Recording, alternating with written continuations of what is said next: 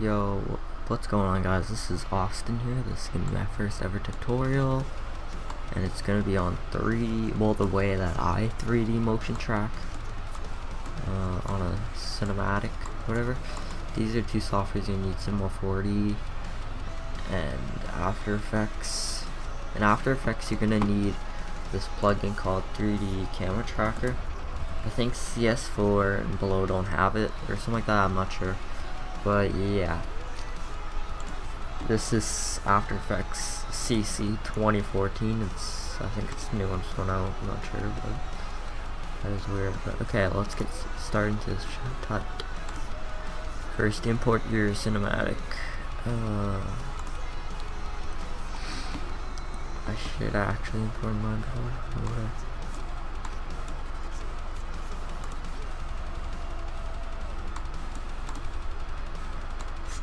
I know it's one of these ones.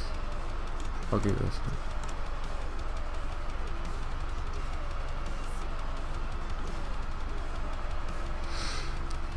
Great.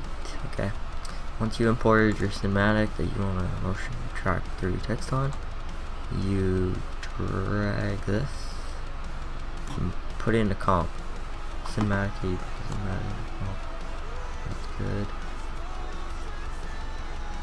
And that's good. So basically, you take 3D camera. Actually, before I do that, you have to scale it up to 129. Well, you don't have to if you're on a different game. I mean, like if you're on Advanced Warfare and you want to get away those spectating and stuff, scaled up to 129. And since you can't 3D camera track it on a scaled clip or whatever, you basically have to drag this composition to a new composition and then drag the 3D camera tracker on it. And then it'll analyze the soft camera, and then the points will come up, and then yeah.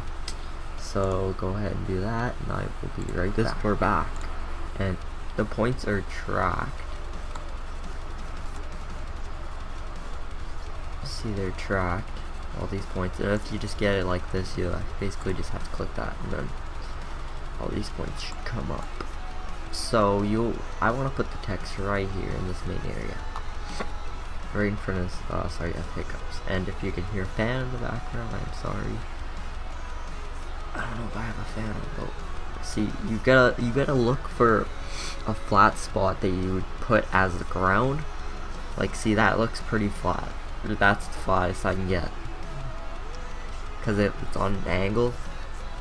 So unless I can get a flat one over here. See, that's not flat. That's not really flat. That's not that bad. I think I'm gonna do this one. Then you right click if you found a flat spot to put as the floor. You right click and go set group plane and origin. And then I'll basically tell you when you put in when you put it in Cinema 4D, it will that'll be basically your ground. Oh, freaking hiccups. Now, what I like to do, you could use the same spot, or you could use a different flat spot, but try to find a spot where you want to put your text in. I'm going to try to find a spot right in the main area, which I am. Try to find a flat spot, which this is like the only flat spot right over here. So you right click, found a flat spot that you want the text near. And you go create solid and camera, and then yeah, so I want the text near that, just above and up here. So right now what I would do is I would shut off these two layers, then have the this layer, and go to composition, go to add to render queue. We're gonna render these pictures out, or this cinematic out in frames, those pictures. So you go PNG sequence, hit OK. This is just where you want to save it. Make sure you have these hashtags or whatever, because you need that. You can rename it. But make sure you have these hashtags. which I already have it right there, so I'm not gonna do that, but you guys would render it out, and after you're done rendering that out, you come back here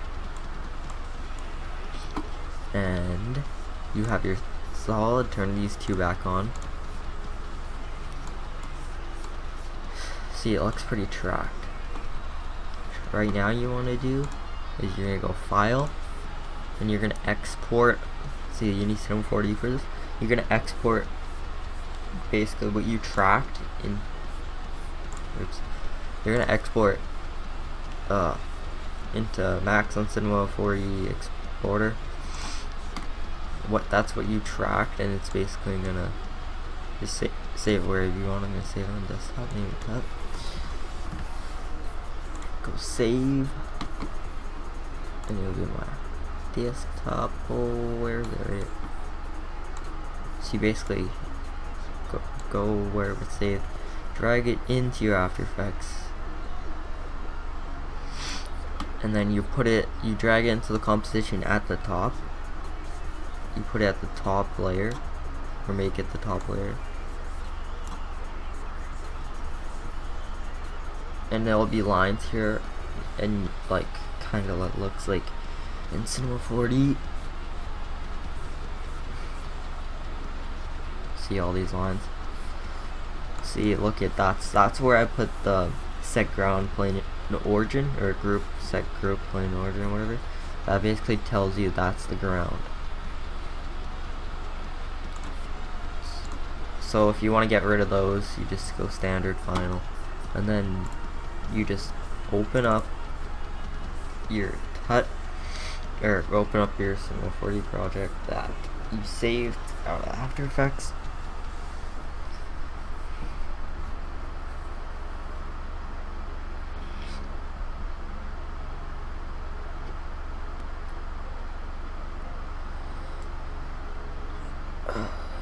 Freaking slide. Okay. See, it's all tracked. See that solid? Looks pretty tracked. Okay, since you rendered out those the cinematic and PNG sequence, all those pictures, so you turn off secret, or create new material, or just double click here, and then go double click on material, turn it off specular. And in color, you click these three dots, and you basically find where the cinematic is. In my case, you just find the cinematic, or the frames that you rendered out in the cinematic and PNG sequence. You basically find them. You click on the first one, hit open. This asks you whatever. You click no, and then click here. Go to animation and calculate. Now basically put all the frames, pictures, every frame in here when you put it on the background. So it looks, yeah. So you go here, oops, not what I want. You go here, you go background, you could put your text, or not your text, the pictures or whatever, and it looks like your cinematic basically.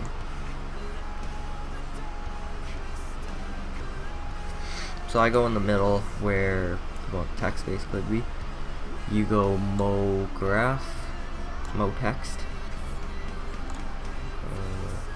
Always lags when I put text on it.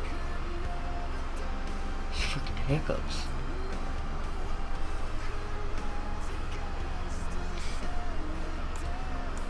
So I'll just name it Tut.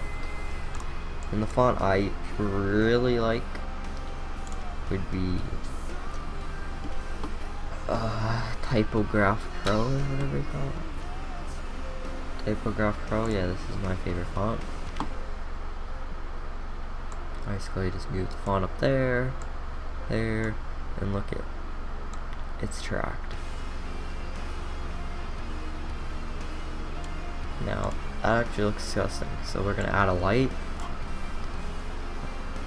Bring it back, bring it up, bring it over.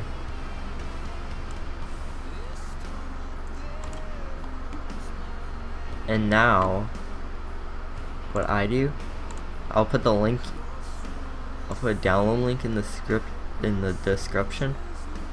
It's how is it?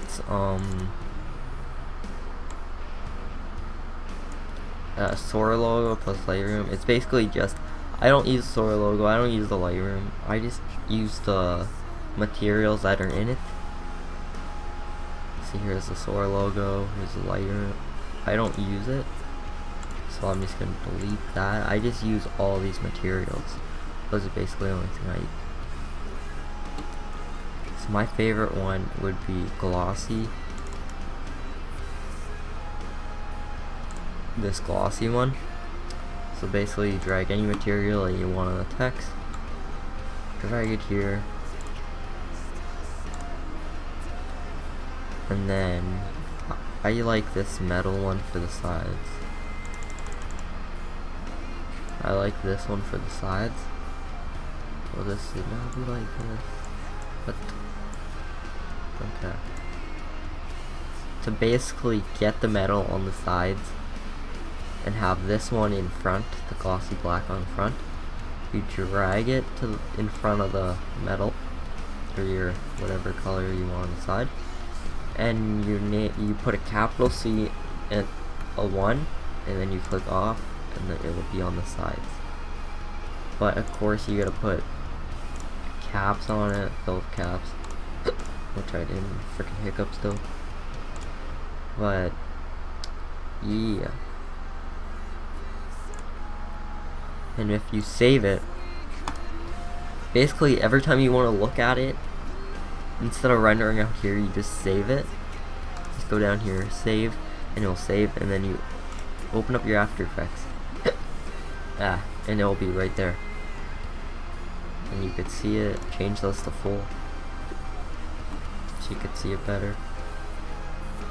But it has no reflection on it, which I am gonna do, and I'm actually gonna move this over here.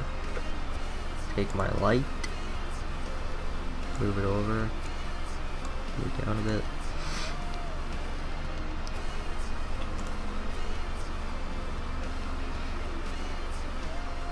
And I'm actually gonna put some horizontal spacing. Make it a little bit wider. Up to there.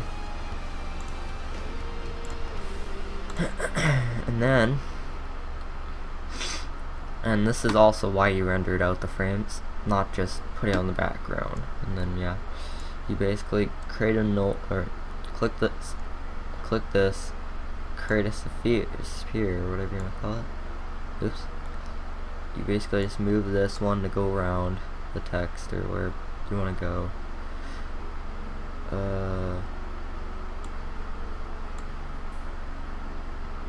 You basically try moving this right near it, or try moving it in it.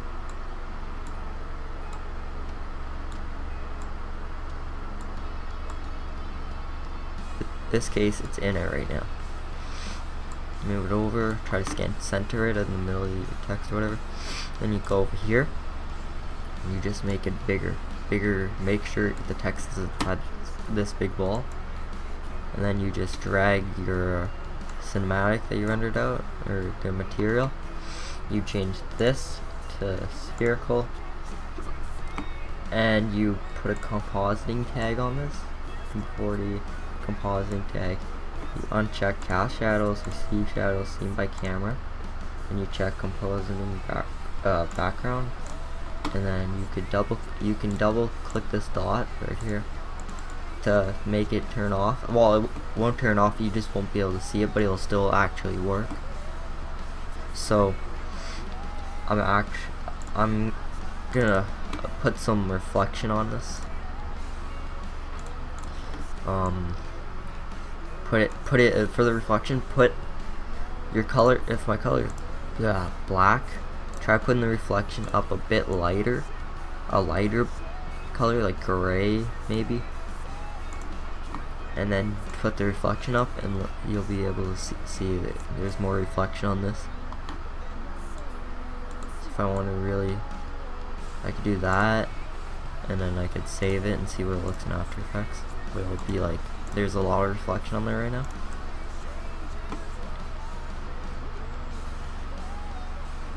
So you could kind of see.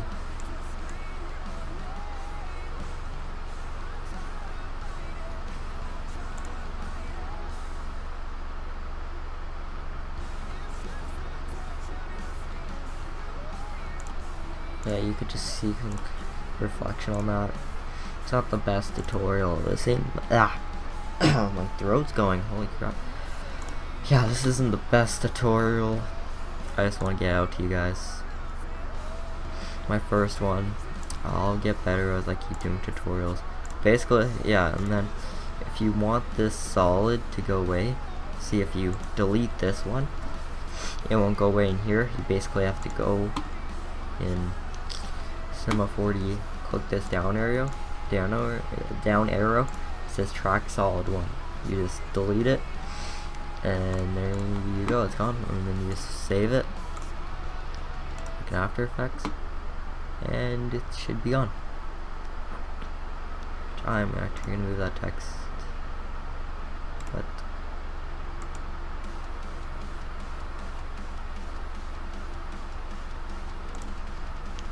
yeah, you can kind of see some reflection. See kind of right there, right there. Like you can add some more reflection. Like you could put this. You put the reflection. I can make this brighter. Like almost like basically white. Put reflection up of it. File, save. You'll see more reflection.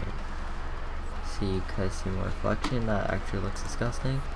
So I don't like having that much reflection. I usually put it at a gray, and then bring it down to like 40 or 50%, like that.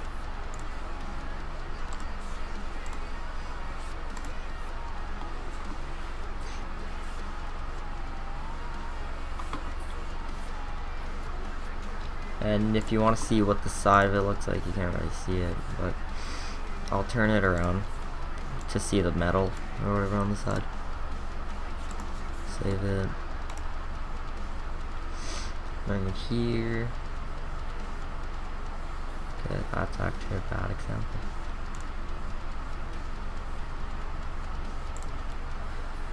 I'm gonna put the depth of it to like, I don't know, just put, you can change depth whatever you want. For this, I would change the depth probably to like depth to like that. So I'm just gonna show you what the side of it would look like, if I can see it properly. I don't know, it's just like, it shows a lot more reflection on the sides than the front, because it's kind of like a kind of glossy, like, can't really explain it, it's kind of hard to explain, but yeah. So this is my tutorial, guys. After you're done this, whether you save it and stuff, I usually put my color correction, like I would go click this, your bottom layer, go Control Alt Y, and then you'll open up adjustment layer, let's rename it CC, and then you basically look up magic bullet looks or whatever you have, if you have it, or if you just use regular whatever color correction. I use magic bullet looks, so I search up looks, or you just magic bullet looks, whatever you want, drag it on your CC, and then you go to edit, and I put my CC before or below my text, behind my text, so it doesn't look like I just put it on the whole thing. Like I want the text to look normal, so with color correction on the text, it'll probably take away some of the reflection. So yeah, just change it to freaking there. See, it's not affecting the text as if I would put it right here. it doesn't look as good because it's on the text. So yeah, right here, I would render the whole thing out. I would go add to render queue, render the whole thing out, and then put it and start putting it in your edit. That's what I would do. So yeah, this has been my tutorial, guys. If you would like to drop a like and comment, that would be appreciated. But yeah, for right now, yeah, let me know what tutorial you want to do next. Maybe a syncing tutorial, pan crop tutorial, or how to make smooth cinematics tutorial or something like that. Just let me know. So yeah.